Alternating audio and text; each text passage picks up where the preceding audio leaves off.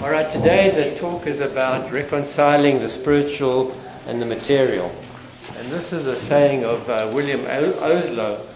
And really what's happening now is the past is becoming represented by the present and is going into the future in terms of the kind of information that we are getting. And the wisdom of the past is becoming the truisms of today. And this is what we're going to talk about today, because the stuff I'm going to relate to you has more to do with proof. There's proof that these things are valuable. So you never have to be defensive about them. You can practice them and you'll be in good company. A lot of people wouldn't regard it as proof, but I think in most circles it's proof enough, and it's going to be mainstream eventually. So this is Camaro. He said, "Put out to sea, save your boat's journeying soul, your own pilgrim soul, cost what it may." Why are we here? Well, nobody's quite sure why we're here. But I think Jung said it the best, that the search for the real self, the higher self, is at the core of all human motivation. And that's what's motivating us, whether we know about it or not, or believe in it or not, or trying to succeed in it or not. And Kabbalah says that when we are born, we are shown the first light. We touched on that a bit in the last talk. The first light that was there when creation began. And since that time that we see the light, we want to get back to where the light is. A little bit like the folks who have a near-death experience, who experience maybe a glimpse of this light when they go through the tunnel, and it totally transforms their lives. Of course, when we get born, we forget about the light. But at the end of the day, we're all trying to head back to the light, back to, I guess, the Creator, if you want to call it that. Now, this is Akiva, who said a net is spread out for the living. Now, what does that mean? In terms of what we're talking about, we've got a lot of impediments, things in the way of getting to our higher self. And the net, and this is from BC, this statement. So the net was there then, but now it's much more complicated. The allure of material things and high technology and fancy cars that drive themselves and can massage your back and do just about anything you want, that's kind of what's taking over. We have much more to contend with than we used to have when life was a bit simpler. So this net is spread out for the living. He says everything is given on loan. In other words, the idea of impermanence. Nothing's going to stay. You're going to have to leave it behind. And all is preparation for a great feast. So when eventually we check out to the other side, there's going to be a celebration, a greater one or a lesser one, but you'll meet your loved ones, you'll meet your ancestors, they'll be there with you, and it'll be a wonderful reunion. But hopefully it'll be more than that. It'll be the fact that you've reconciled with all your karma, and you've transcended beyond the material, because this world is, according to Kabbalah, is only 1% of the world, of what's really there. There's another 90% we know nothing about it. And then some of that, or much of it, is across the veil on the other side of the field. So it's very important to enjoy ourselves. The ancestors say that we will be accountable for any pleasure that we did not actively and willingly partake that was legitimate. So we are here to enjoy ourselves, but enjoy ourselves responsibly. The Buddhists say they are the ultimate hedonists. Why? Because they are about true happiness, true joy. We know the material is often satisfying very temporarily, but then it passes until we get on to the next thing. So humor and joy and laughter are key to spiritual practice. And Nachman said, joy is not incidental to your spiritual practice, it is vital. So although karma has a lot of sort of heaviness to it, this is not one of them. We're not meant to be ascetics or monks in a cave. We're here to enjoy the full catastrophe, as Zorba the Greek said. I don't know if you remember him. Some of you might.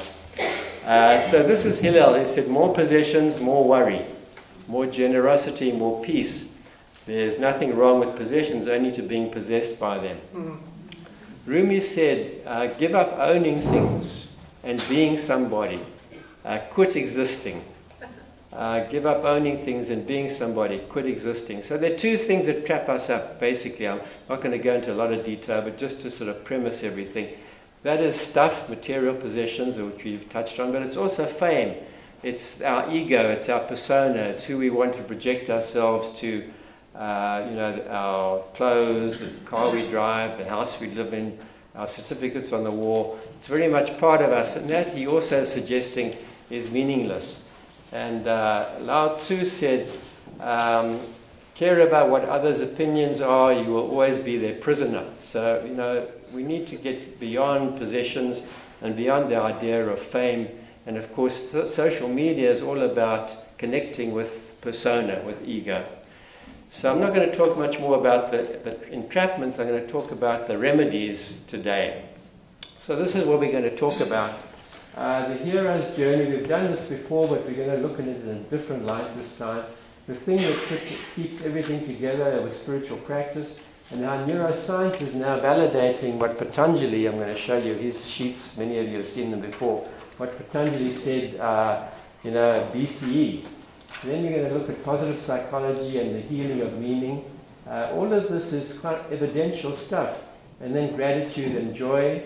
And then what are the remedies? Firstly, we have to attend to our subconscious, and the only way to change that is with imagination. So we're going to be talking a bit about this. We've done these before in detail, but I want to put the whole thing together as a package today and show you how they all interconnect and they support each other, and they can be extremely powerful. So this is Eckhart, who said he or she who would be what he ought to be must stop being what he is. The hero's journey, the heroine's journey is about leaving the old you behind to find the new, which can be kind of a scary thing. But if you look at the archetypal hero's journey that you read about in fairy tales, it's always the hero going off on his white horse with a sword to kill the wolf who's killing the people in the village. That doesn't apply to most of us, or that might apply to a few. What I want to talk about is the other sides of the hero's journey that are unrecognized, like catastrophes, trauma. And this is Bach, who said there's no such thing as a problem without a gift for you in its hands.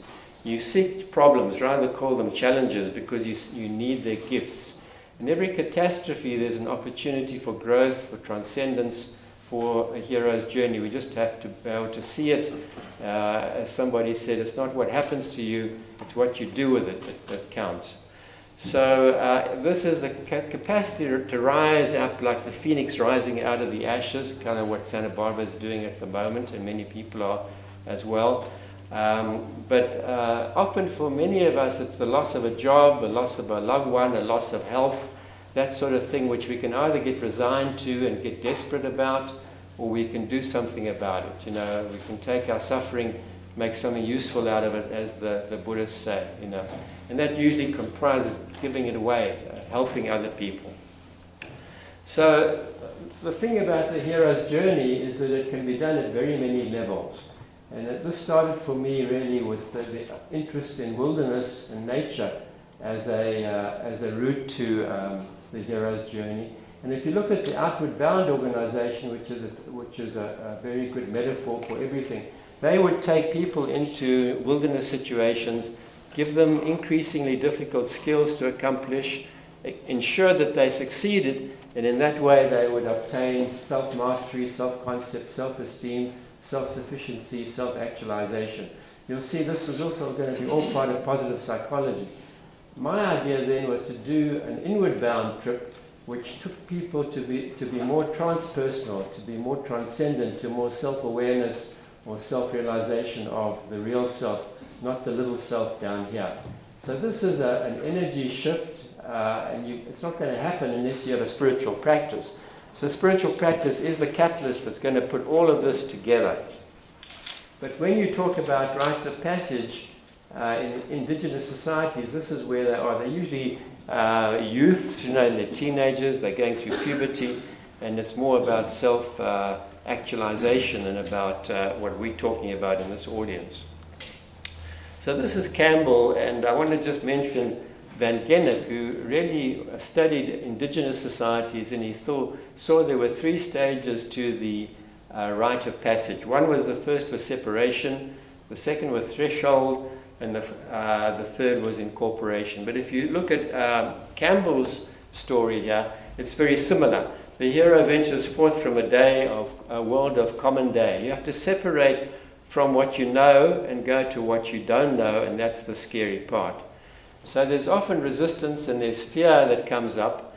And often your friends and your family are going to try and dissuade you, either because they're jealous, they should be doing it themselves, or because they are truly fearful that something's going to happen to you. And the typical hero's journey is one of obtaining an object of power, which in the old days was a sword. Today might be a book or a friend who's been on a similar journey or a workshop or something like that. This is the more positive part of the hero's journey. It's basically an inner calling, a deep inner yearning for something different. And if you don't really do it, you're going to be the sorry for it. But it also can be that you're propelled into it unwillingly and unknowingly.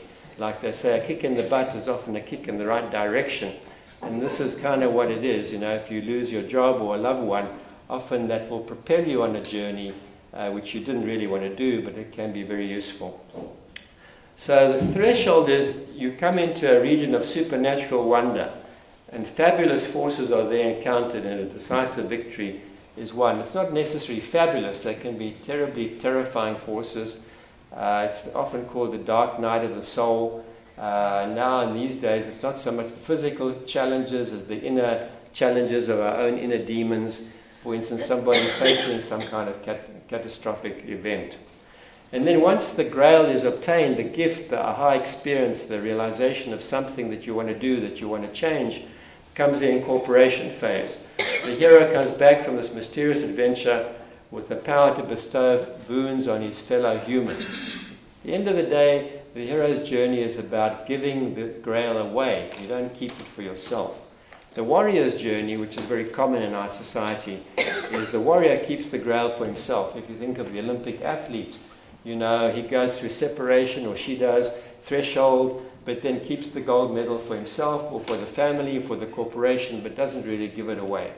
There's a very big difference between the warrior and the hero. So this is really important, and I think anybody here has really been through many, many heroes' journeys. You wouldn't be in this audience if you weren't, but you haven't really actualized it for yourself by maybe meditating on it, or maybe talking about it to somebody who can witness it for you and help you actualize the power of it, and then it will become bigger in your life and it will become more important.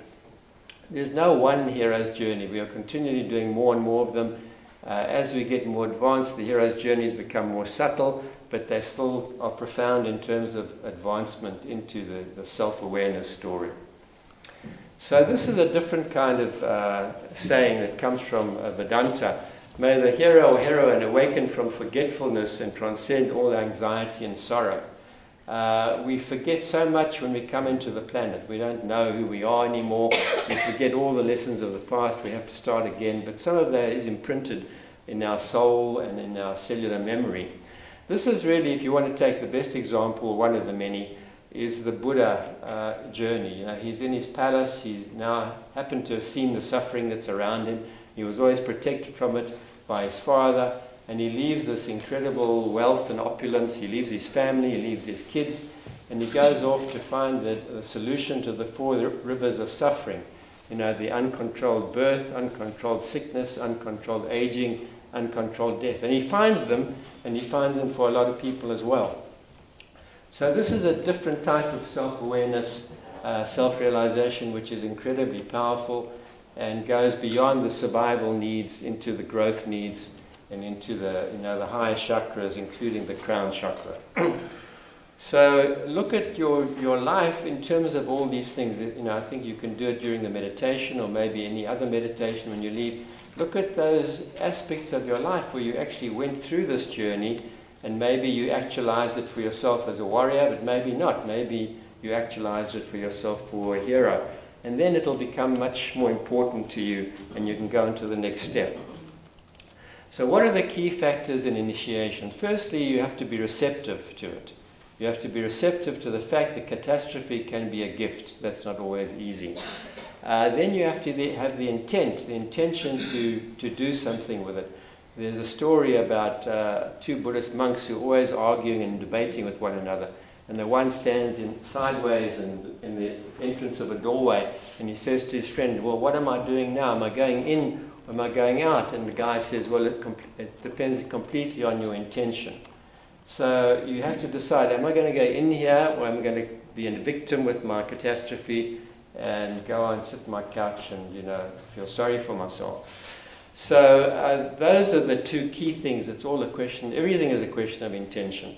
Knowledge is power. So spiritual knowledge is spiritual life with wings. The ancestors say, with all your strength, get knowledge. Because when you got the knowledge, like you understand some of these mechanisms, you can hang your hat on it and your coat, and you can find things that actually become much more important and real in our lives. Ego and time. Now, I've done a lot of the stuff in wilderness situations, and it's interesting that a lot of the things, especially the kicks in the butt, will humiliate us, humble us, which can be very useful. So transcending ego can be a self-awareness type of thing, spiritual practice, but can also be something devastating as well. And my experience is that it takes a lot of time to process. The ones who have the furthest to go gain the most, but it takes them more time. To give you an example, and I've talked to other people in wilderness situations, is that the one who has the worst trip, just is going through all hell on the trip, and you feel, I remember one in particular, and I felt very sorry, I almost wanted to give him his money back. It wasn't my fault, but he had a terrible trip. 4 years later, he met me in the street and said, Dave, that was the most powerful trip of my life.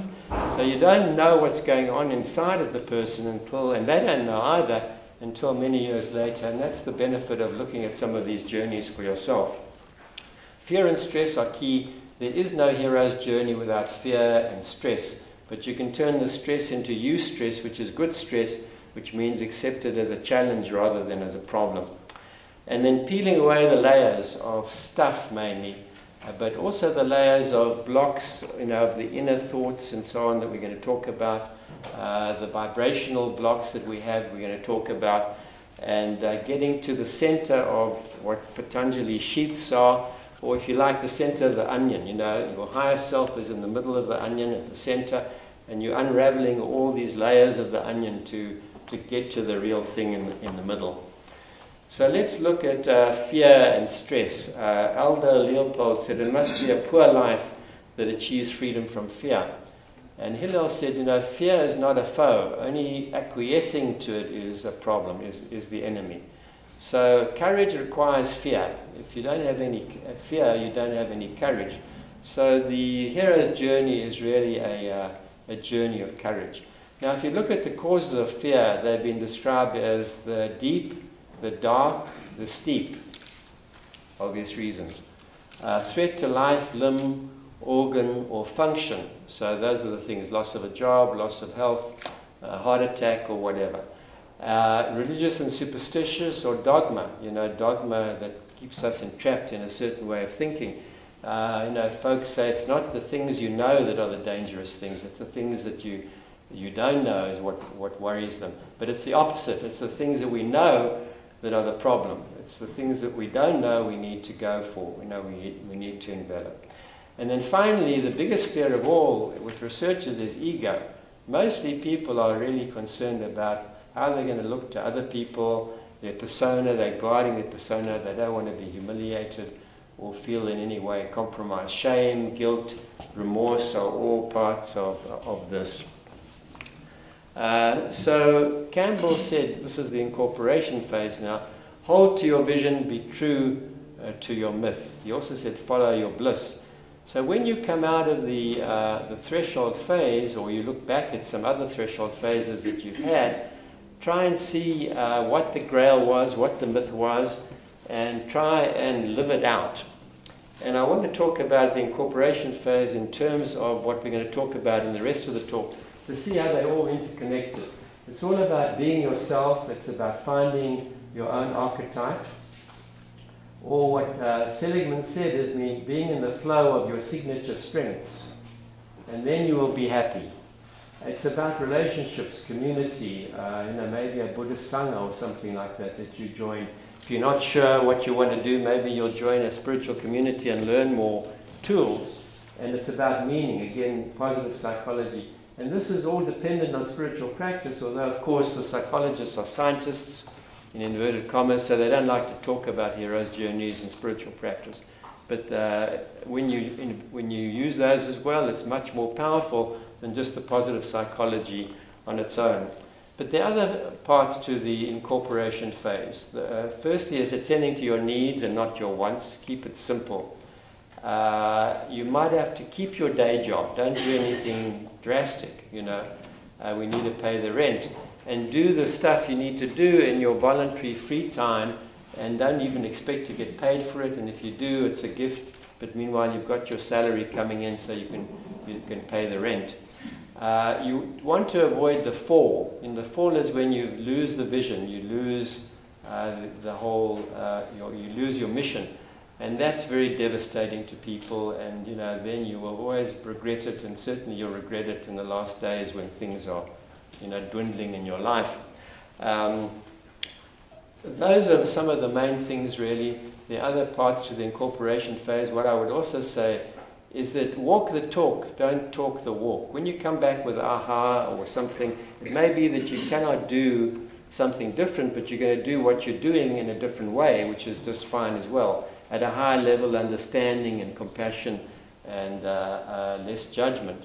But it also shouldn't be that if you have some amazing vision, don't put it on the mantelpiece for other people to see. Don't talk about it. Rather, keep it to yourself. You can talk about the context of your trip, but not the content, because what will happen is they'll invalidate it, they'll demean it, they'll trivialize it, and they'll shrink it for you. So much better to walk the talk than talk about your walk. People will rather recognize you for what's happening to your behavior than to what you talk about. Words are important, but actions are more important.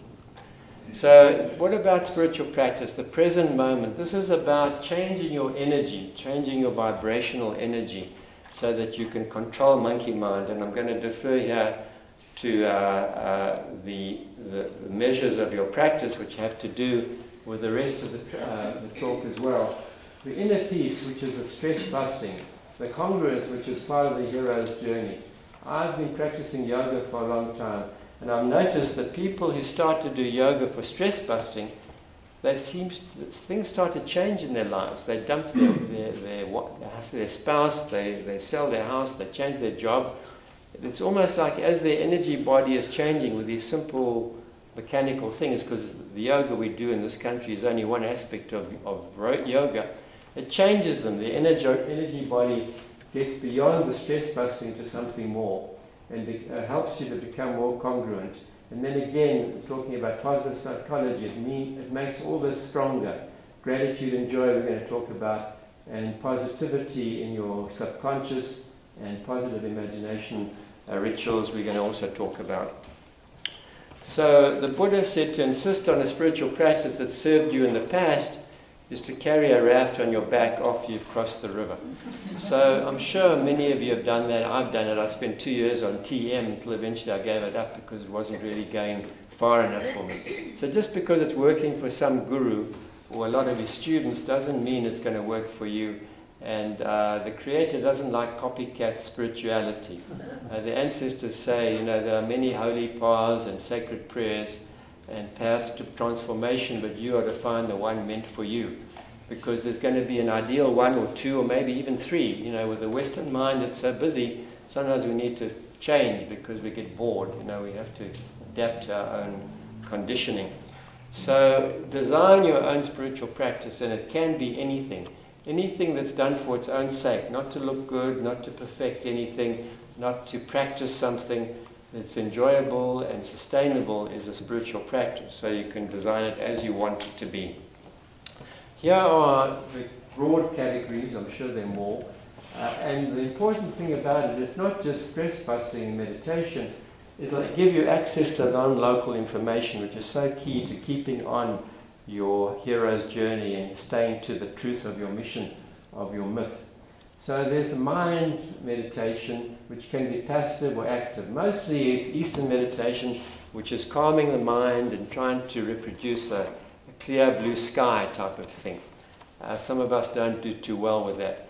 Then there's an active imagination. The most common one, the most popular today, is Vipassana mindfulness meditation, where you pay attention to your body, your sensations in your body, and the sensations around you. So there is a certain activity in that you are following aspects of sensation in and around yourself. And it's very successful, it's very powerful. The army is using it for the veterans with PTSD. So the army is very often on the front line of some of this stuff. It can also be active imagination. Like athletes do it, people who need healing watch these tapes with music playing.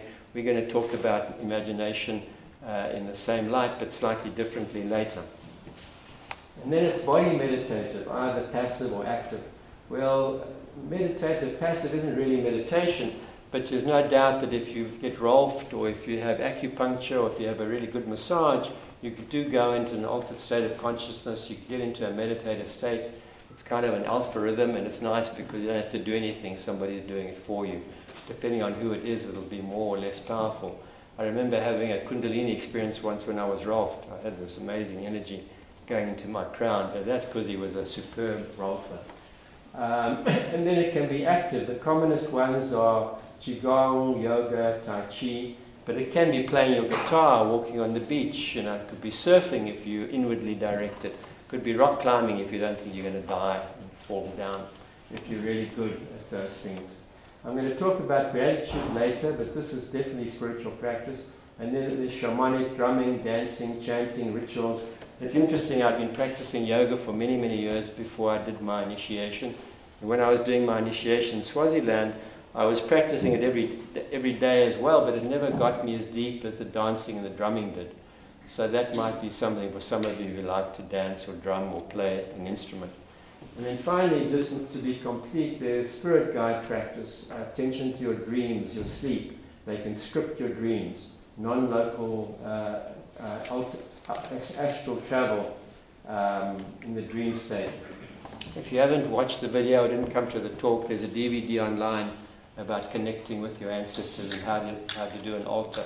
It's interesting because sometimes I do a divination on somebody, they come into the yurt, and the one bone says they're not doing their spiritual practice is not up to par. So I say, the ancestors are worried. They say, you're not really fully in line with your spiritual practice. And I say, what are you talking about? Because it's very democratic. I meditate, I do yoga, I get into altered states, I have visions. And I said, well, you see all these ancestors around you, why aren't you talking to them? Why aren't you relating to them? They want your attention, ask to receive type of thing. And then, of course, then that changes things, because it means they're doing good work, but they're lacking this one aspect that's so important, because it gives us lots of different information.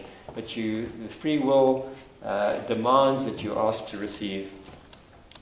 So this is the ancestors who say, well, we are entitled to our feelings, but responsible for their expression. So there's only really two feelings. One is love and one is fear. Usually love is positive, but it can be negative. It can be stifling, it can be constrictive, it can be possessive, so it doesn't have to be positive. And fear is usually negative, but it can be positive if it actually impels you to go on a hero's journey or to do something positive. So we are entitled to our feelings, but responsible for the expression, and we want to express them correctly. This is the next one they say. Emotions run high. These are usually negative emotions: anger, frustration, hatred, envy, jealousy, the need for vengeance. These are very negative things. Feelings run deep. Emotions require discipline. Feelings require nurturing. The better one controls emotions, the more one can express feelings. So this is the basis of the Native American council circle, the talking stick that a lot of people are using now in California, in schools even. It was, I think, originally the peace pipe, but the idea of the talking stick and even Rosenberg's nonviolent communication, which is taking it to a higher global level, is you talk about your feelings, not your emotions, and you talk about yourself, and it's no finger pointing. And a feeling is I'm frustrated, I'm tired, I'm angry, I'm upset. That's a feeling. If you put a like or that in front of it, it's going to be a judgment. I feel like a moron. Then you're making a judgment on yourself. You're not feeling, you're thinking you're a moron. You're not feeling you're a moron. I feel that Dave is a moron. That's not a feeling, that's a judgment. I'm frustrated with Dave because of the way he handled the hike today. That's a whole different story. So it's talking from the heart, the truth as you know it, and it's listening from the heart. That's the creed to Council Circle, which is a good thing to use amongst ourselves, amongst our friends, and amongst our family. So let's look at this in terms of Patanjali's sheets. It's a favorite of mine, as many of you know. You can call them bodies if you like, or energy sheets. And here's the food sheet, that's the body. The energy sheet, this is your etheric body, this is your energy body. This is what improves with all those kinds of spiritual practice we were talking about. The more that it does for your energy body, the more powerful you're going to get into this, the deeper layers. That's why there's no point in doing an Eastern meditation if it's not doing anything for you. Rather go surfing if that's what it does, you know. Then there's the mind sheet. This is a primitive mind. This is our survival mind. This is fear, emotion. This is monkey mind. This is the monkey sitting on your shoulder all the time, chattering messages of delusion the whole time. So this is called narrow mind by the ancestors. And this is Patanjali's intellectual sheet, which is Buddha mind, big mind, Christ consciousness, whatever you want to call it. The ancestors call it spacious mind. And this is about love and feelings. So this sheet will help us express love and feelings. This is the one that gets us into trouble, and this is the one that helps modify this one. Now, when we get deeper and deeper, we get into the sheath of bliss. It's called Ananda in yoga. And right in the center here is the higher self. So let's look at some of these a little bit more carefully. And this is all coming now from neuroscience. So in reality, the functional MRI has confirmed what Patanjali said before the Common Era. I mean, he said it more than 2,000 years ago, which is kind of amazing. And many others have said it. So the past is coming into the future. Narrow monkey mind is our default mode. It's the primitive mind. It's usually in the midbrain, and that's where we are all the time because we're in continuous flight or fight reaction, even though we don't think we are. We're running away from a bear almost all the time with our modern day way of life. Stress aggravates monkey mind. So even if you're a good meditator, it's going to push you back into monkey mind, which is okay because it's your survival response as long as it's very temporary. But you might need monkey mind to get you out of a sticky situation. Stress aggravates, and even in meditators can become the default. The interesting thing about advanced meditators is that their frontal lobe is their default rather than their monkey mind and the primitive brain. Monkey mind supports negative habits and negative procedural memory. So what is procedural memory? Procedural memory is when you drive home, it's completely automatic, you don't have to think. You just get home, you don't even know how you got there. But it's not so good if you have moved house and then you end up at your old house when you should have been at your new apartment. That's, you know, procedural memory that's not effective. Normally, it's very energy effective. It allows the surgeon to do an operation without thinking too much about it, unless something changes in the anatomy. So it's very cost-effective, energy efficient. But there are negative habits that come from that, and to give you an example is when you're in monkey mind and you have stress, then you're going to aggravate monkey mind, and if you're in spacious mind and you have stress and you default to monkey mind, bad things happen. For instance, take the alcoholic who's with AA, which is spiritual practice in itself. His wife leaves him, and he just automatically, on procedural memory, he ends up at his favorite bar. So then he picks up the phone, he calls his sponsor, and comes and takes him for a walk on the beach. That is negative procedural memory. It also happens to people who use comfort food for stress. You know, is that you're doing really well until stress hits you, and then you stop on the way home at the donut shop. So all these things can be changed with meditation and with some of the techniques we're going to be talking about in this talk. So this is monkey mind is our survival, primitive emotions, which are our desires, our impulses, our habits, our compulsions, our addictions.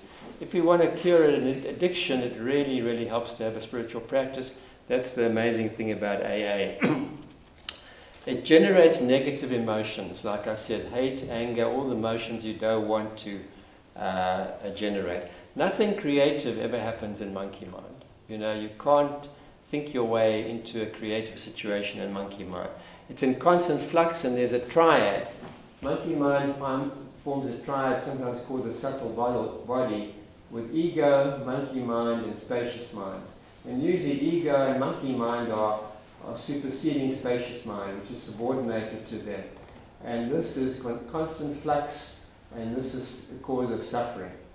It also connects with store consciousness. Store consciousness is the Buddhist concept of, if you like, the skeletons in your karmic closet, your cellular and your cellular memories that sometimes come out of the closet and they sit with you in the living room. So we are also vulnerable to store consciousness, not just monkey mind, and the only way we'll get around that also will be with spiritual practice. Let's look at the frontal lobe, or the prefrontal lobe especially. This is spacious mind. You can see it on the MRI. If you look at advanced Buddhist meditators, their default is to the prefrontal lobe. That's where they are.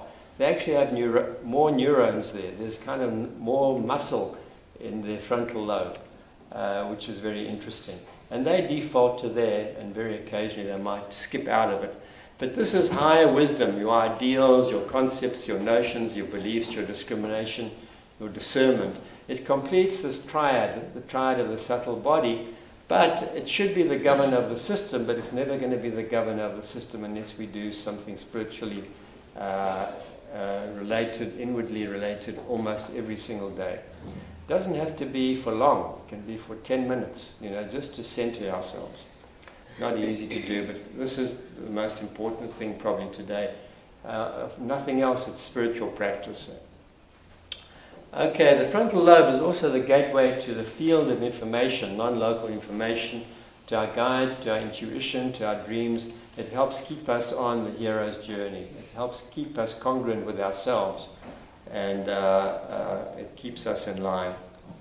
So this is William James, before we get on to positive psychology. He said the greatest revolution of our generation is the discovery that human beings, by changing the inner attitude of their minds, can change the outer aspect of their lives. So this is the power of positive psychology. He actually has another saying, which I won't have time to talk about, but he says, if you form a picture in your mind of what you want to be, which is talking about the imagery, the imagination, you will soon become, if you hold that image or you repeat that image, you will soon become what that image is. So you are as you imagine yourself to be, in a sense.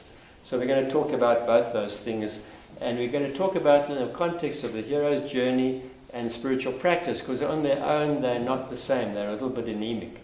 They're interesting, but the interesting thing about the spacious mind is you can read 1,000 books on it and you can memorize Patanjali, but unless you do your spiritual practice, you'll never get there. It requires an experiential, inward-bound going. So Seligman is the father of positive psychology, but Carol Riff is the mother of positive psychology. She's less popular because I think Seligman had a way of really saying things in a more pithy way. But a lot of psychologists prefer Riff. If you're really interested in studying more, I would probably look at Riff stuff as well. It's the healing of meaning, and I remember listening to Seligman some years back at a conference, and he was talking about the self-esteem movement as being the single biggest problem causing depression and the fact that half Americans are on Prozac. The self-esteem movement began in California and was about telling your kid all the things that he really wasn't, but telling him how you're just amazing.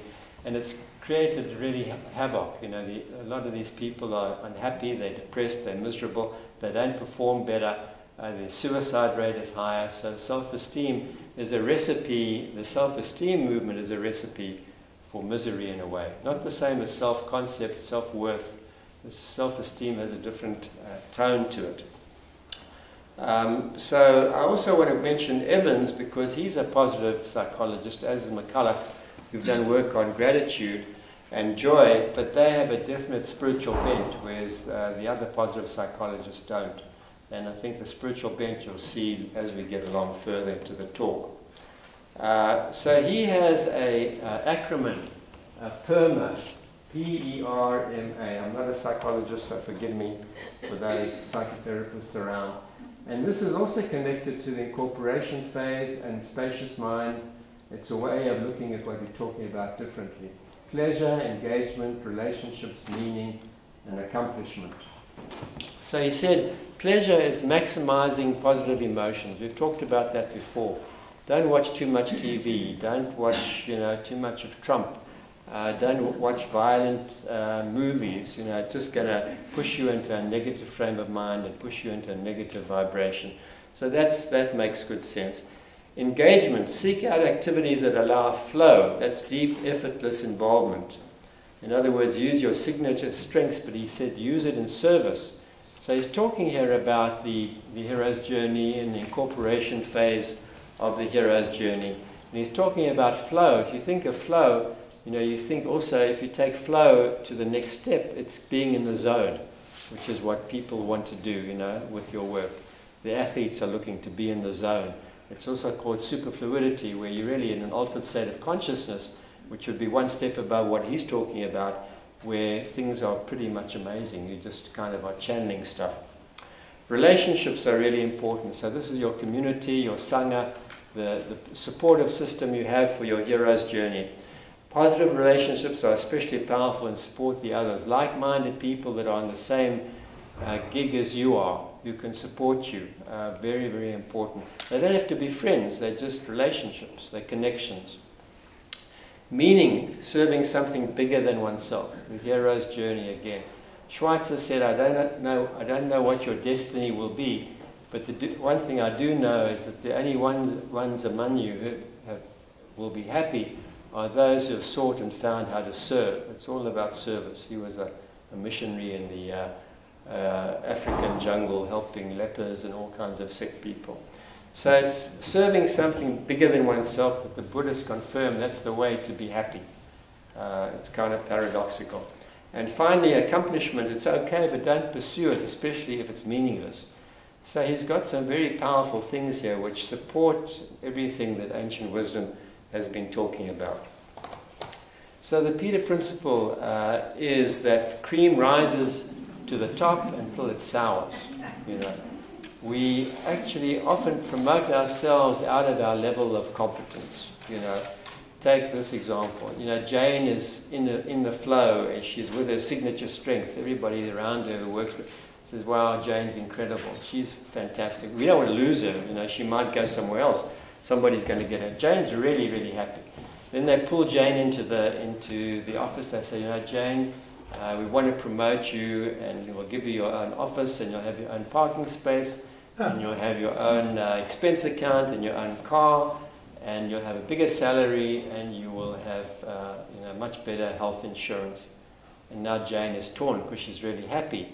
And usually what's going to happen, she's going to take the promotion, she'll be the Peter principle, she'll be promoted out of her level of incompetence, she'll be unhappy, she won't do a good job, and she should never have left. I've seen that very commonly in medicine, with clinicians, who then get promoted into an academic position where they're dealing with research and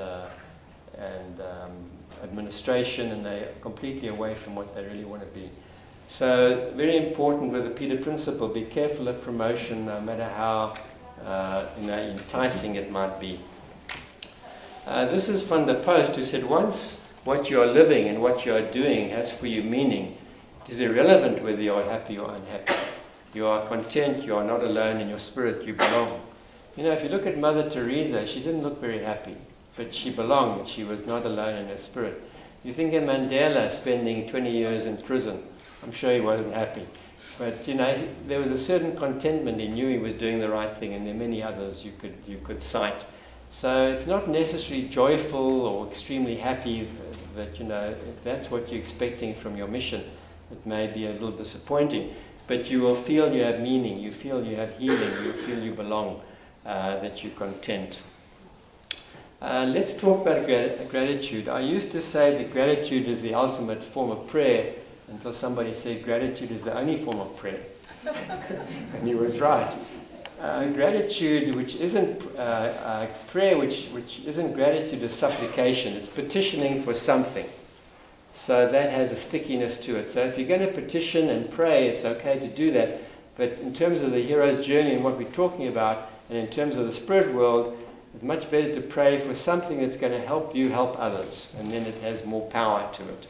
Get yourself out of the way, and then it can still be in line with prayer. But otherwise, it's a supplication. The ancestors say, where there's gratitude, there's light. And Chardin said, joy is the infallible sign of the presence of God.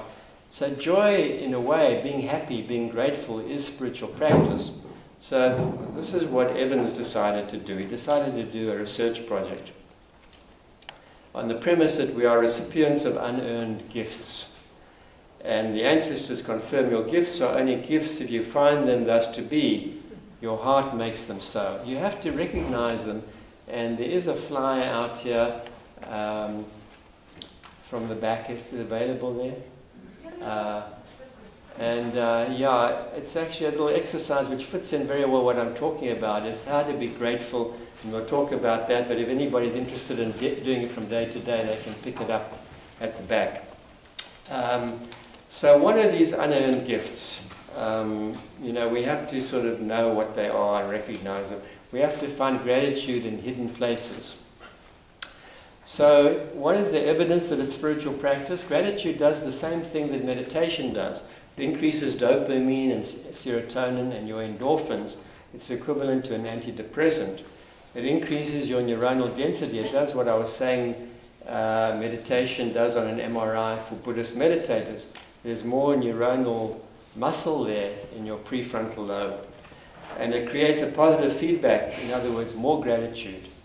It creates a parasympathetic nervous system effect. Remember, the parasympathetic system is the thing that downregulates the stress response, the sympathetic. So it's an alpha state of rhythm on your EEG in your brain. It's a lower pulse rate, it's lower blood pressure. It has tremendous health benefits that, you know, I won't list, but definitely significant. Gratitude for events, so even the bad events, the things that are really harmful to us, we can be grateful for. Many of the folks, they say, you know, I wouldn't have chosen to have had this challenge, but having had it, I'm very grateful for it, because I would never be where I am if it wasn't for that event. So all of those things are very important. So this is what he did. I think most of them were his students, and you've got a handout of the benefits. And if you don't, you can get one at the back. But the benefits are incredibly profound. He said, write a thank you note. Thank someone mentally if no time to write. I would say thank people verbally, no matter what. You know, even the guys making your coffee always helping you. You know, thank you goes a long way. I grew up in a culture which was a little bit insincere, because you always said please and thank you, even though you didn't mean it. But nobody says please and thank you in the United States, very few. And people like it when you do it. I can tell you they do. So I recommend it, but be sincere about it. I know I've got a sister in England who would say to greet somebody at the door and just be oozing all over them, and she would then say, I can't stand that person. You know, so that's not okay either. So keep a gratitude journal, gifts received every day, and she's got a gratitude calendar, which is interesting. You can make your own calendar. I think it's an excellent idea. Count your blessings, write them down. Pray or meditate. We talked about mindfulness meditation is focusing on a certain sensation or feeling that's inside of you and outside of you. But there he told them to focus on anything you're grateful for, the warmth of the sun, a pleasant sound, bird sounds, pleasant scent, you know, maybe even light some incense if you like. Remember the good times, or maybe call an old friend. You've got, you know, maybe have a friend reunion or something. Use visual cues, notes, objects to remind you of gratitude.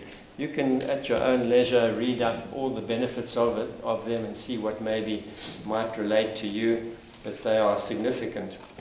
The ancestors say there's no joy as transforming as the joy of gratitude. So again, ancient wisdom confirming this important stuff. I never actually thought of this until I started to read about Evans's work. They also add, give without remembering. Try not to keep an account of what's going on. You never know how somebody is. They might be extremely grateful to you, but they don't express it, you know. Or they might come back 5 years later and express gratitude. So, you know, don't assume that they're not grateful. Take without forgetting. So, you know, don't take things for granted. Give freely, receive openly. A reluctant receiver creates tension and obstruction in the giver. So when you don't receive openly with gratitude, even if you don't want it, receive it gratefully and say thank you. You can always give it away to somebody who, you know, maybe would like it more than you do. And do all with gratitude. The ancestors say this is the way of love. It's the way of light. It's the way of laughter. It's the way of joy. Okay, well, I'll make a slow start to allow everybody to sort of come in. But I want to leave time for questions and the meditation. So we're going to talk about the subconscious. But I think if we're just going to summarize what we talked about before, we have a whole bunch of tools there. Some of them are psychological, some of them are spiritual. It's all about body, mind, and spirit. So it starts in the body. So that's where you've got to align your energy body in order to handle your monkey mind. And once you've handled the monkey mind, then you can sort of get into more spacious mind and meditations and knowledge and stuff that will help you stay on course with the help of the hero's journey. And if you've done many, then try and actualize the benefits of what you've done, and maybe look to future ones if you feel there's another yearning that you haven't attended to. But they all support each other, and you know, it's clear that the psychologists can't talk about spiritual practice because it would invalidate the science, but it doesn't mean to say they don't do it themselves. Maybe that's how they came to those realizations. Here we go. So let's talk about the problem, or the challenge, shall we say, which is the subconscious. So these quotes talk to the power of our thoughts. I won't read them, but you can read them for yourself. It's all about thoughts, and if you look at what both Gandhi and the Buddha said, everything begins with your thoughts. You know, your thoughts lead to your words. Your words lead to your actions. Your actions lead to your behavior. And it depends on what your behavior is going to be. It may be positive, it may be negative. That'll lead to your habits, which might be positive or negative, or your procedural habits that might be positive or negative. And that'll either lead to where you're heading towards a virtuous life or not, and whether you're heading towards your destiny or not. So it all begins with a word, and we've seen it very much in the politics of today. What happens if you say the wrong words? It's actually much more profound than even some of the politicians who understand what's going on understand. It goes much deeper than the repercussions we're seeing all around us in the United States of America. So thoughts are really, really important, and this is what's going to control the subconscious. And until we pay attention to the subconscious and pay attention to spacious mind and pay attention to our spiritual practice, it's going to be hard for us to get any further. The marriage between the conscious and the subconscious must be a good one, without any arguments. Sounds simple, but it's not simple. You know, it's something that very hard for all of us to do. No matter what you think that you think, you will act on the background information in your subconscious. It will control your destiny. Thoughts bubble up from this basement of your being to control you. So it's the tape recorder that's playing in the background. It's the stenographer in the court who's just recording everything that's put down. It's the media that comes back to haunt the politician with what they said, 3 years ago, which is completely different to what they're saying now. And the subconscious is sabotaged by doubt and incompatible directives. In other words, it needs clarity. You have to be very, very clear about what you want to do.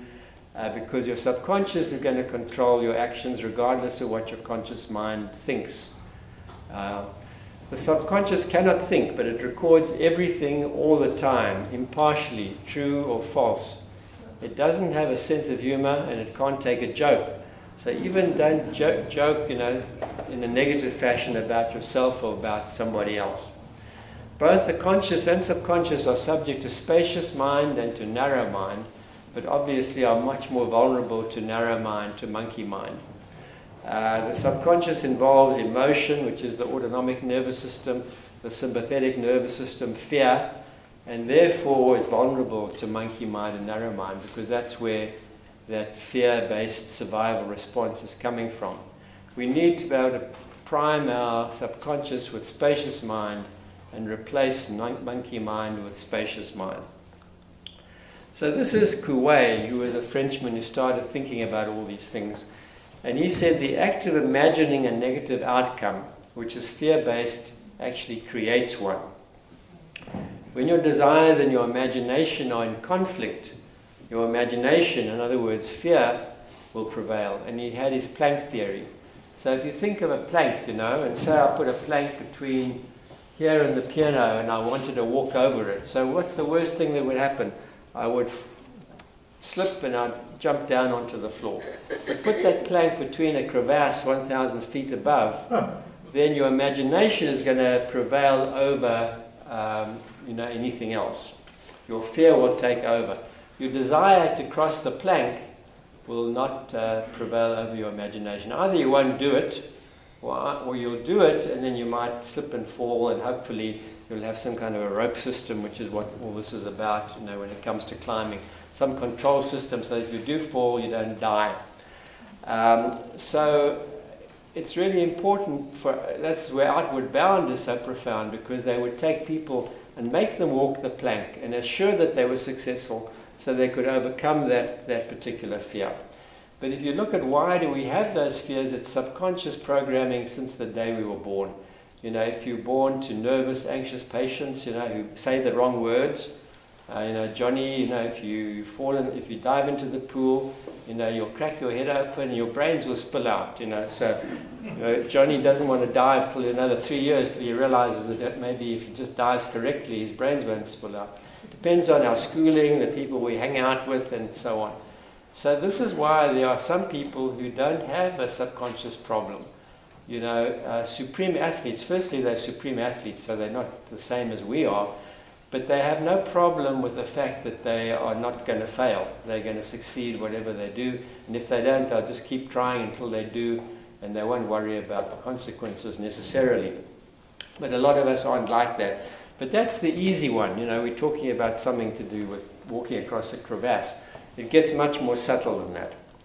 Then there's the law of reversed effort.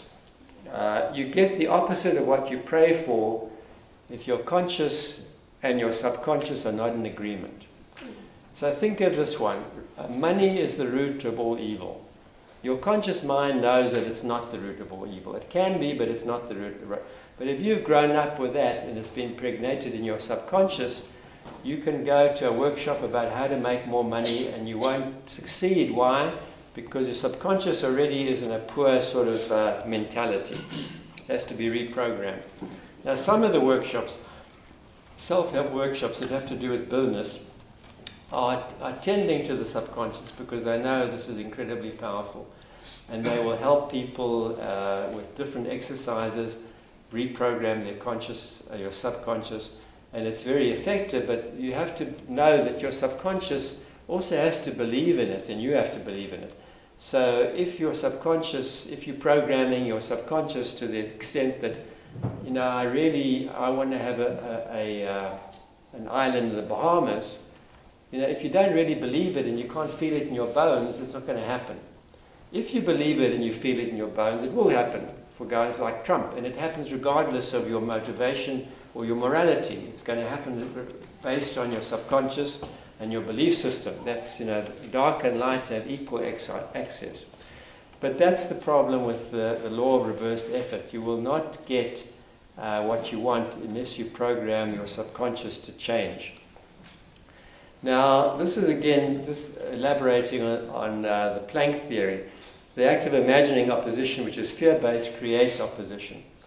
So just in the light of that, If you say to yourself, you know, what I'm going to do is I'm going to meditate on all the things my subconscious has a problem with. Well, that can be problematic, because by dwelling on the obstacle, by recognizing the obstacle, the conscious mind is giving mixed messages to the subconscious, which can empower it with our own imagining. So it's almost like you think about it too much, you're actually reinforcing the subconscious. So what you have to do is turn it around and then do some of the exercises we're going to talk about to change the way the subconscious is with positive affirmations. So those are the basic principles, you know, the fear aspect, the law of reversed effort, and so on. So these are some of the points that are worth remembering. Don't condemn others who are rich or lucky, honest or dishonest, or even are bad drivers, you know, because it comes back to you, you know, it doesn't help you, you lose your power. Concerning health and wealth, a feeling or a thought of either will give you more or less of either, depending on the feeling, and the feeling is so important. You have to be able to feel it in your bones for it to be really, really powerful. That's where the sensory meditations come in, that the ancestors are so in favor of. Then it says, do not covet or judge. Negative and judgmental thoughts imprint your subconscious and will return to you like a mirror.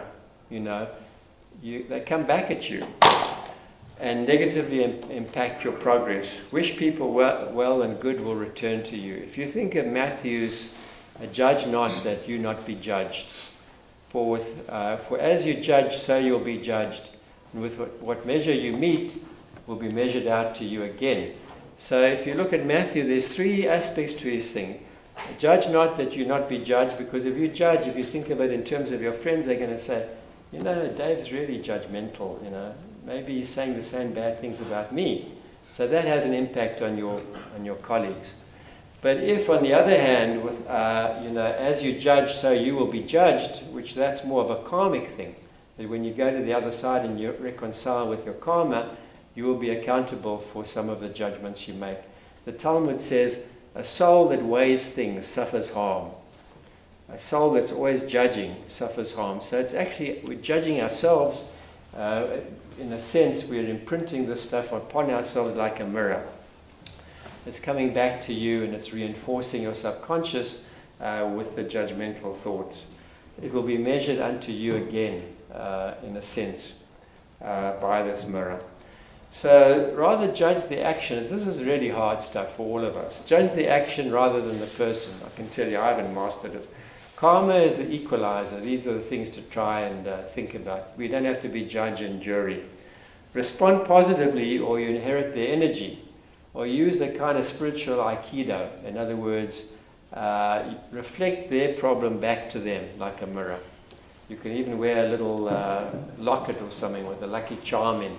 And if somebody's giving you a hard time, rather than absorbing it, just reflect the energy back to them. It's not quite as good as responding positively, and it's not as good as imagining them changing for the better, but it'll work, you know, and it won't impact on your subconscious. Just reflect it back and stay in spacious mind. Don't allow your subconscious to be monkey-minded, narrow-minded, because that will impede progress. Now, Kuwait had a mantra, every day in every way I'm getting better and better. Or if you like better, every day in every way I'm getting closer and closer to this or to that. Be clear, avoid incompatible directives. Don't give mixed messages to your subconscious. Negative order or heterosuggestion works negatively. The subconscious retains all memory. Never say I can't. Don't use negative affirmations. Don't say things like, I don't want to be sick, I don't want to be poor, because that's giving the subconscious a mixed message. The other thing is that everything I'm talking about also pertains to the spiritual world. If you're looking at your spirit guides and even the Creator, and you're looking to improve yourself, you don't ever want to say, like, I don't want to be poor. You want to be positive in your affirmation, because two double negatives don't work well in the subconscious or in the spirit world, even though they negate each other. They don't negate enough, sufficiently. No negative affirmations. So how do we remedy this? It's not easy, but imagination is the tool that the ancestors say we need to do in order to change the subconscious. So I'm going to give you some tips. I try to do it. I'm hoping that it helps me. It's almost intangible, so keep doing it even though you might not recognize the benefits. They are there slowly, like the hero's journey in the corporation phase. I mentioned to somebody in the break, it took me, I think, 13 years from my last hero's journey to get to where I am kind of now, maybe even more. So the hero's journey might be an insight into something, a clue, but it's going to take you somewhere completely different. It's going to take a lot of time. The same thing with imagination, programming the subconscious. It's not a quick fix. It's a slow boil. Imaging is essential for the subconscious to change. That's from the ancestors. And this is from the scriptures. According to your faith or belief is it done unto you. That's Matthew. I've put faith, he says belief. Faith is stronger than belief. Faith is blind in a sense. So in a sense, if your subconscious is blind, you're going to be better off. I think Trump is a good example of this. His faith is completely blind to any examples of what seems to be morality. And in reality, it works for him, because he has complete faith in himself. He just lies to himself, kind of like the Seinfeld thing. I don't know if you remember George saying that you really have to believe in your lie. So if you're going to lie, you must really believe in your lie. So it works in the subconscious as well. Also, here's Job. He said, you will also decree a thing and it will be established for you. So if you decree, it's uncompromising. It's 100%. I'll give you an example. A patient of mine came in once several years back, and he said, my oncologist says I've got liver cancer and I've got 3 months to live. He's an idiot. I'm going to die of old age. He wasn't pretending. He was decreeing, and he had complete faith that he was going to be fine, and he was fine. We talked about that in spontaneous remission. So you have to believe, and if you can, have faith, and if you can go one step further and decree it, even more powerful. And you've got to feel it in your bones, which is what this guy was doing. He was feeling it for himself.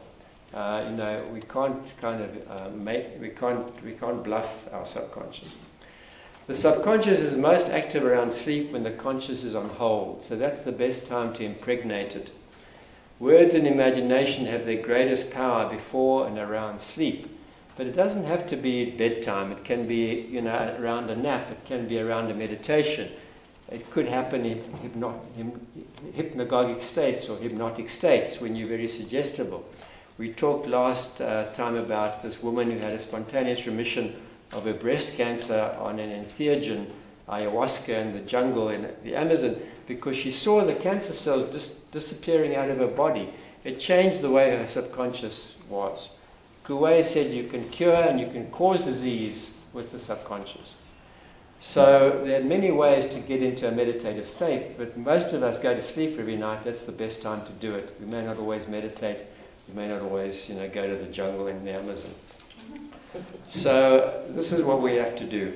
Everything in the spirit world and in the subconscious works with these principles. Intention, the word, very clear. No mixed messages. Attention to detail. The subconscious and the spirit world wants to know exactly what you want for different reasons.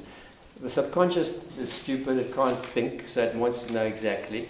The spirit world, because of free will, needs to have your permission to help with each particular thing. That doesn't mean to say it's going to turn out to be what you imagine it to be. It might differ, but it'll differ only in detail, not in context, not in the general overall gestalt of the whole thing. So attention to detail is you've got to imagine in detail. Imagine the life you want to have, the health you want to have, the wealth you want to have in as much detail as you can. In your sleepy state when it's suggestible, some people even play tapes in their sleep. And then the tape works even when you're asleep because you might be subliminally absorbing some stuff. You've got to do it, so that's where the action comes in. You can't come to the talk and try it once. And you have to affirm, maintain, sustain. You've got to keep on doing it. It's every day and every way I'm getting better and better. You know, sometimes you're not getting better and better, you know, but it's like the stock market. You want to have a trend that's going up. Don't worry if you have a dip. Don't say, well, I'm going to change my mantra now because today was a bad day, because then you're going to support your subconscious in a bad programming again. So the important thing is you've got to really believe in it and feel it inside, and this is the importance of sensory meditation, because if you can have a sensory input with meditation, with incense or music or whatever, or even, you know, one of these guided imagery tapes, you know, those are also good, especially for healing and for health, where you have images of nature, things, or vivid, beautiful objects or whatever. Those can all help you. So the senses will help accentuate everything. And even if you fall asleep, it doesn't matter, because you've already primed your subconscious positively. It's self-defeating to try and exert more power. Be unattached, be gentle. Perseverating too much about it reinforces it. So if you set your smartphone every hour to give you an alert, you know, and you say every day and every way I'm getting richer and richer, it's not going to impress your subconscious, not going to impress your ancestors, because they say, don't you trust us? Why do you have to keep repeating it the whole time? So it's going to give mixed messages to the subconscious to keep repeating again and again. But that doesn't mean to say you can't use a mantra during the day when it pops into your head, or use a symbol, or just say every day and every way I'm getting better and better, if it comes to you spontaneously. But don't program it in a fashion that becomes unconvincing to however the subconscious works. So I think what I'll do is I'll take questions, because it depends on how many there are, then we'll do the final meditation. But I'll just read, these are the words for the which might raise some other questions, for the song you're going to listen to, all from the ancestors. You create your own reality. You are as you imagine and believe yourself to be. The ancestors say, as you think it, so it can be. As you imagine the detail, and as you believe it, so it will be. But it will take time. The soul's intention is empowered with imagination. Whatever the heart yearns for can be imagined. It is only for the will to activate it. So intention, will, passion are critical. Imagination allows the vision, gives the details of it. Acting with trust and surrender and non-attachment. Actualizes with faith, belief and love and feeling, you know, if you can feel it in your bones. Words and imagining are essential for the subconscious to act, and are most effective around sleep or meditation. If you're thinking in terms of a simpler form of it, in terms of meditation, put your imagination out into the field in an altered state of consciousness when you're meditating. Put it out there, and then release completely from any attachment to outcome, and let the field or the ancestors or the subconscious handle the details. Imagination is dormant unless activated by will. Intent is made real by imagining in detail. The detail is really important, even if it doesn't going to fit the final result. What is not imagined cannot be fulfilled. The soul's imaging is best heard with the senses. So add the senses, add the feeling to it, and that's what makes it difficult, you know. It's easy to say these things, but the feeling is hard to engender, and you know, the discipline is there. So let's take questions, and then we'll do the meditation afterwards. Yeah. I couldn't help but thinking of the guy who just summited El Capitan. Yeah. About his imagination and belief in achieving something. Yeah. With some of the stuff you said. But my question is, there's a Jewish saying that says, the way to really know the soul of a person is when they're drunk, when they're angry, and with money. Those are the windows into the soul. So when you first meet someone, are they in the conscious or the subconscious? Because it's hard to get to know the real person when you first meet them. Well, when you meet the person for the first time, they're in their conscious mind. which is probably, which has a lot to do with the background activity and the subconscious, but they're playing out their subconscious. So they're playing out their persona usually, who they want to portray to you in the best possible thing. So usually socially the first thing will be, what do you do? And then you peg where they live, you know what their clothes are like, and then you know what car they drive, and they're a lawyer or a nurse or whatever. So you have an impression. But if you are at least a little bit intuitive, it's that first glimpse you get of the person before they tell you all the stuff that's the most reliable. And I think that's true about getting drunk. That's why I think that a guy who's on the Supreme Court, you see what happened to him when he got drunk. He wasn't very nice. So, he's very nice, in court, and I'm sure he'll do a good job, hopefully. But I think that is true, when you challenge. But you never know a person until, you challenge them with something. I've known that in wilderness situations. You can take somebody out into wilderness where fear comes up, and then you find out exactly who they are. I used to joke with my kids that before you hook up with anybody and get married, take them on a backpacking trip. So then you'll know a lot more about them than you know now, because they're protecting their persona the whole time. So I think the sayings that you quote is true, not 100%, but it's pretty true. But mostly we're portraying our persona to people, and we want them to see who we could be in our best way, especially in this society, with so much to do. I've noticed when you watch, there's one woman on CNN who's completely changed her appearance. When she started, she was like a nice country girl with a regular hairstyle. Now she's got artificial eyelashes, and I think she's probably had some facial work. She's dressed to kill. You can recognize her, but she's completely changed her persona to fit in either what she feels they want from her, or alternatively the way they might even say, hey, you need to sort of dress up a little bit type of thing. And that's the problem here. And we have Hollywood down the road with their plastic surgery. We don't know what people are like because they don't even look like they used to look like. Men are now having silicone implants for their pecs to make them look like they cut on the beach. I mean, there's no end to the madness. Yeah. Yes. Sorry. Were you indicating that one should not hate the person who has hateful inclinations, just the inclinations? Correct. Yeah. I don't know how you could separate that. How can you separate Hitler from what he was doing, or Trump? No, there are evil people, which is a different story. But I'm talking about us, ourselves. We usually are victims of our circumstances. And, the ancestors say that everybody, no matter how dark they are, no matter how dark their evil inclination is, there's always a little bit of light. And the opposite is also true. No matter how much your good inclination is overpowering everything, there's always going to be a shadow there. So we have to look at people. I'm not talking about Eichmann or Hitler. I think even Trump, the poor guy, I don't know.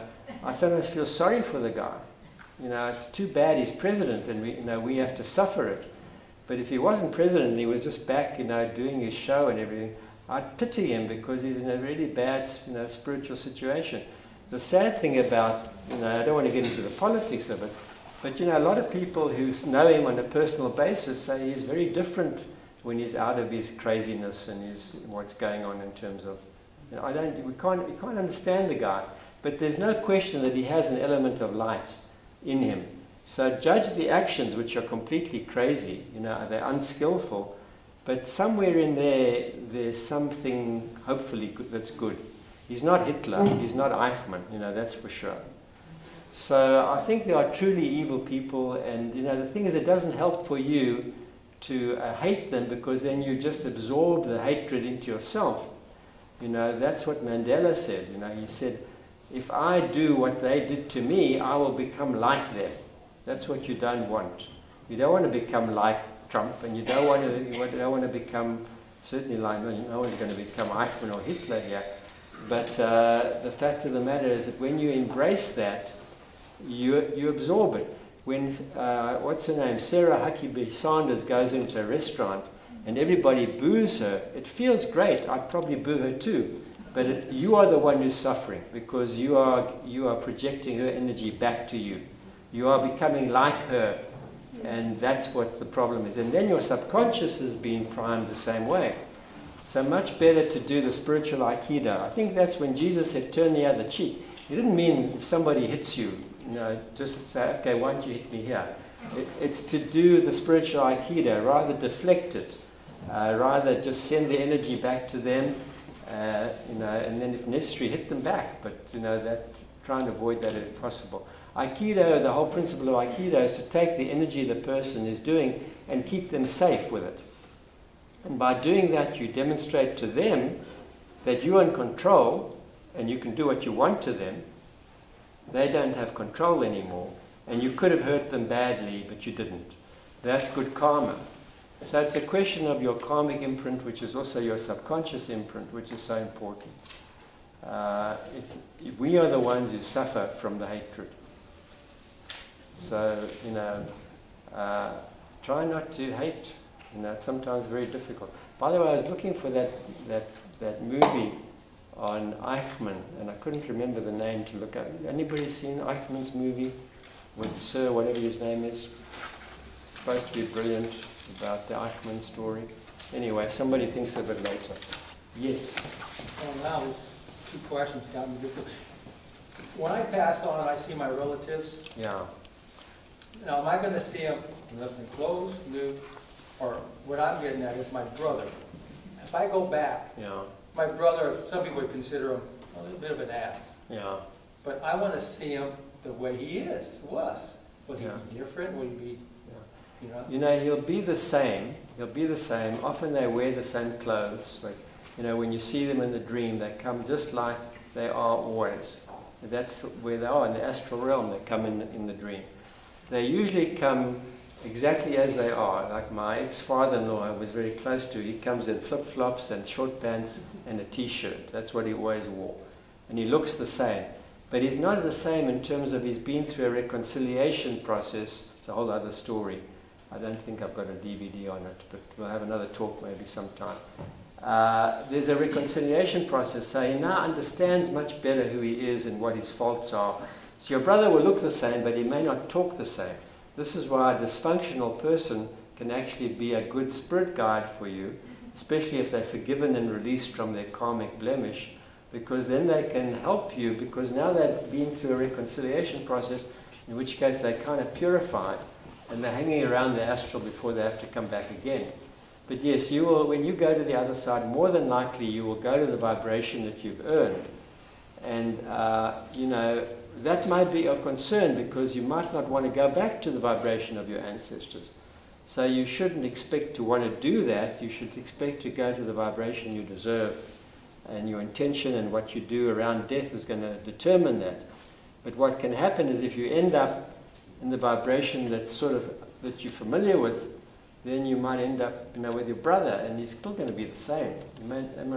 Would your brother be in this audience here? Oh, he could. He could be. So maybe there's hope for him, But what scares me after he starts, what if my brother was strong? No, he won't be. He won't be worse. He won't be worse. And I got just two quick things. One thing is the onion. Yeah. The feeling, I think we're going to change that. It should be an artichoke. Okay. The onion, you're crying the whole life, and it's too smooth. Okay. The artichoke, All right. And then the monkey mind bothered me. You go to the bush. Now, what if I'm a monkey? We talk about the monkey mind. Maybe we should just talk about narrow mind. Okay, I don't mind what you talk about. Artichokes, narrow mind, whatever suits you. But monkeys, have you ever watched monkeys? They're very active. It's a very apt thing. You go and look at monkeys for a while, and you'll see why it's called monkey mind. Are they Somebody spiritual? else said that. Yes, did you have a question? Yes, more of Let me get it.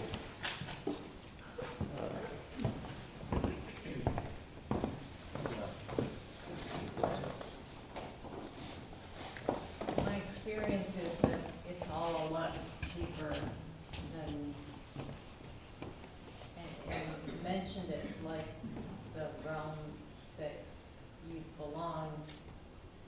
rather than the realm where you might meet your ancestors. Yeah. I don't want to go into this too very much, but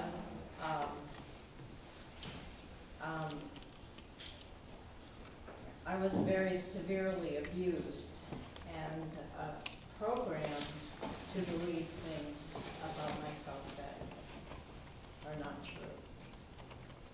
And it has taken me 35 years of therapy to undo that program. And none of this applies, none of it, to that effort. I mean, I meditate, I go to church, you know, I walk the beach. I do my spiritual practice, but it's not like this. Doesn't help. At all. It has to do with what existed before they attempted to program me into something that I was not. And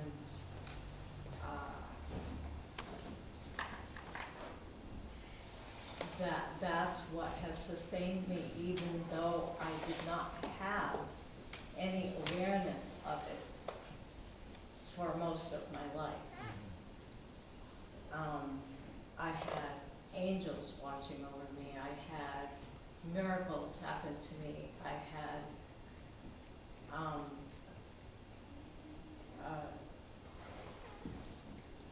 terrible things happen that turned out to be blessings. Did you forgive what happened to you? Did you forgive them? Yes. Okay, that's the main thing. So this wouldn't have helped you, but forgiveness helped you? Well, you know, it took a long time and a lot of effort. Yeah. But yet, I have traveled to see my father in his current incarnation. He is healed. I have forgiven my mother and helped her make her transition, not in person, but spiritually. That's the main thing. And I have, there are many other perpetrators who are beyond my help. No, well, that's the one thing that it was on the talk in the beginning that we didn't have time for is forgiveness. That's another huge ingredient of what I'm talking about, but that's a whole other talk. But thanks for sharing that. Yeah, thanks. Gratitude is I believe it is the highest form of prayer, and it isn't asking for anything. It is gratitude for what is and what has been. Yeah. Any other questions? Thanks for sharing that. Is there any way to reconcile Israel's treatment of the Palestinians, given their history of oppression, that they should know better? It's a really hard one, It's so complicated. It's not a simple black and white thing. If you look at whatever is being done is not right. But what is the solution? Much more clever people than us have tried to sort it out, and they haven't been able to. At the end of the day, it's about forgiveness, That's what happened in South Africa with the Truth and Reconciliation Commission. And I'm not comparing even that to what's happened to you. But the Truth and Reconciliation was about bringing people forward and letting them tell the truth, and then allowing them to get away scot-free. There's been a lot of debate about that. If that was to happen there, there's clearly Israelis and Palestinians who don't like what's going on and want to just get on with their lives and get along together. But politics and, you know, and Hamas and all these people are stoking the fire. Things these days are very complicated. So we have all these, too many factors to say. And the indigenous in this country, as well as South Africa, so. Yeah. Well, the indigenous is kind of interesting because, you know, everybody criticized apartheid and there was nothing really good about apartheid. But the reality is, if you look at it, South Africa is the only country where the indigenous people now have control. So all the terrible things they said about the Afrikaners, you know, they still got relinquished, they gave up what they had, and they gave it back to who it belonged to. Now there's still a question about land claims and so on. But nevertheless, if you look at the Aboriginals and you look at the Native Americans here, and, you know, it's only, apartheid was really only 20 years behind what was going on here. And what happened there is much better than what's happened here. You know, there's so much racism here and anti-black sentiment. Not to say there isn't the same thing in South Africa, both ways. You know, there's a lot of problem. It's just too complex, you know, so I don't know, I don't need any answers to it. But I think the key thing of all the things that you mentioned, that you shared that powerful experience with, is forgiveness. And clearly there are certain things you were talking about that are satanic in nature, that are so devious and so evil that it's really impossible to forgive. And you are to be commended for forgiving.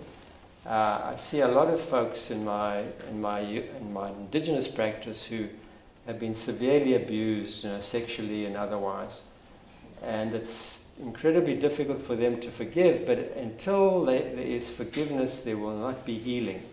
You know, the spiritual song, you've got to lay down that burden down by the riverside. I don't want to study war no more.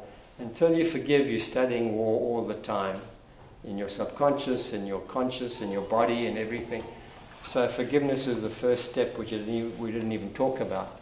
But thanks for sharing that, because I wanted to highlight the forgiveness. I didn't even mention it in passing, but it was in that one of those early slides about what we didn't have time to talk about. That's what they need in the Middle East.